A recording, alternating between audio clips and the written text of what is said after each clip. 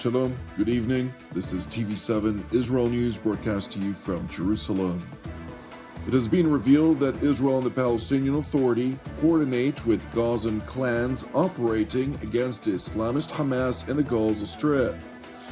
Germany warns Israel against asserting its sovereignty over Judea and Samaria. Israeli Foreign Minister Gideon Sa'ar stresses that the last IAEA reports clearly prove that Iran is racing toward a nuclear weapon.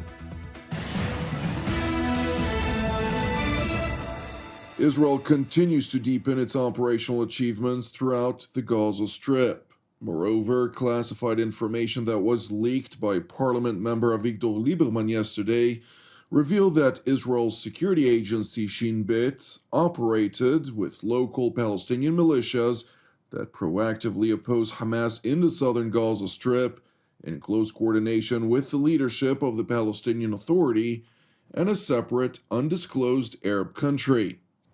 It is important to know that Lieberman leaked the information after it was unveiled in a classified session of the Intelligence Subcommittee of the Foreign Affairs and Defense Committee that the man heading the southern militia, Yasser Abu Shabab, a member of the Tarabin tribe, formerly operated as a smuggler of Daesh Wilayat Sina, or the Islamic State in the northern Sinai Peninsula district, and therefore Lieberman was evidently under the impression that Prime Minister Netanyahu's approval of the ISA to exploit Yasser Abu Shabab's animosity of Hamas would somehow politically taint the Israeli leader.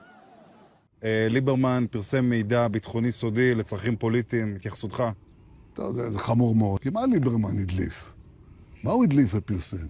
שבעצת גורמי הביטחון אנחנו הפעלנו חמולות בעזה שמתנגדות לחמאס. מה רע בזה? זה רק טוב. רק מציל חיים של חיילי צה"ל. והפרסום של זה עושה טוב רק לחמאס.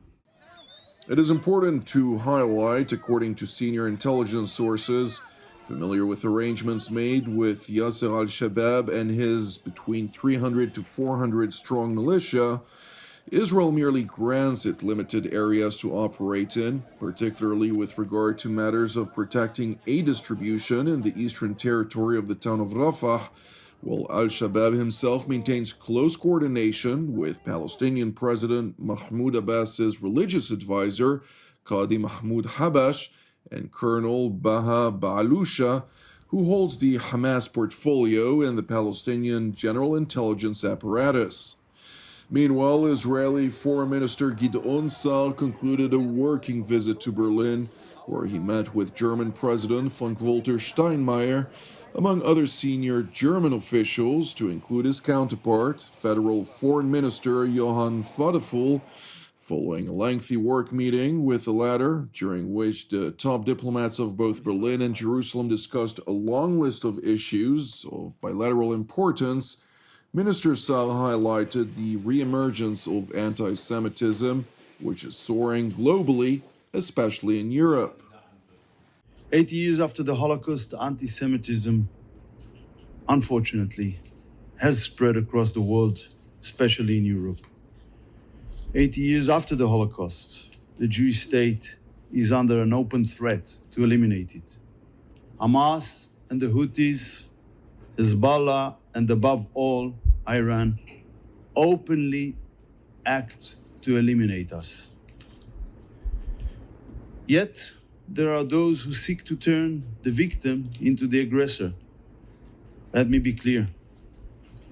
Hamas is the one solely responsible for the beginning of this war and also for its continuation.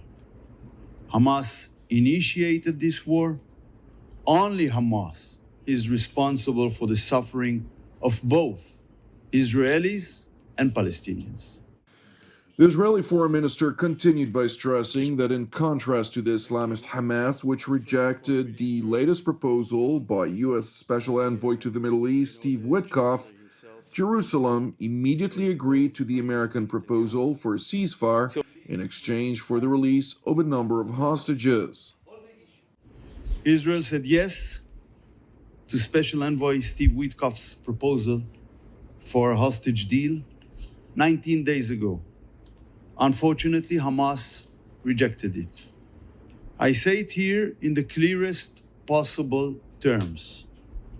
Israel is serious in our will and our intent to achieve a deal. A deal that will lead to a ceasefire and will address all the issues we discussed in our meetings. I expect all those who value these goals, and of course I know Germany's position, to contribute to achieving them and to exert pressure on Hamas through the channels that influence it. But pressure on Israel, attacks, statements, decisions against Israel, threatening Israel with sanctions, as some of other European countries are doing, not only will not help this effort, it will cause Hamas to harden its stance. The German foreign minister, for his part, urged Israel to increase the flow of humanitarian aid into the Gaza Strip, stressing the plight of the civilian population in Gaza, to which Minister Seuraa responded by urging his counterpart to give the American aid distribution centers a chance. Berlin's top diplomat also seized the opportunity to emphasize Germany's concerns over voices within Jerusalem's government that are promoting the assertion of sovereignty over the so-called West Bank districts of Judea and Samaria, emphasizing his country's continued support for a two-state solution. Dass einige Stimmen in der israelischen Politik, auch im Kabinett, darüber hinaus die Annexion des Westjordanlands fordern, das ist zwar keine Mehrheitsmeinung, aber es birgt erhebliche Reputationsrisiken für Israel. Es kostet Vertrauen in die Regierung bei den Nachbarn, bei den Verbündeten und bei den engsten Freunden. Nach meiner Überzeugung ist eine Zwei-Staaten-Lösung die einzige realistische Perspektive, mit der Israelis und Palästinenser in Zukunft Seite an Seite in Sicherheit und in Würde leben können und die einzige Chance auf nachhaltigen Frieden in der Region. Für uns ist deshalb aber auch klar, dass dieser Prozess in Verhandlungen zwischen Israel und den Palästinensern abgeschlossen werden muss, bevor wir einen Staat Palästina anerkennen können. The Israeli foreign minister also utilized the public stage in Germany to highlight Israel's deep-rooted concerns over Iran's race to a nuclear weapon, underscoring an IAEA report which raised the alarm over Tehran's nuclear program. On Saturday, the IAEA issued a grave report on Iran's nuclear program. It presents a stark picture. Despite countless warnings by the international community, Iran is totally determined to complete its nuclear weapons program. It reinforces what Israel has said for years. The purpose of Iran's nuclear program is not peaceful. This is clear from the alarming scope of Iran's uranium enrichment activity. This scope exists only in countries actively pursuing nuclear weapons. It has no civilian justification. It indicates clearly Iran remains in non-compliance of its fundamental commitments and obligations under the Non-Proliferation Treaty. It continues to withhold cooperation from IAEA inspectors. Following this report, I call on the international community to act now to stop Iran. It is important to know that Iranian Foreign Minister Abbas Araghchi, during an address last night, claimed that the only reason the United States under President Trump was engaging in diplomacy with Iran was due to the fact that Washington's maximum pressure campaign wasn't yielding any results. فکر می‌کنید برای چی میان با ما مذاکره میکنن؟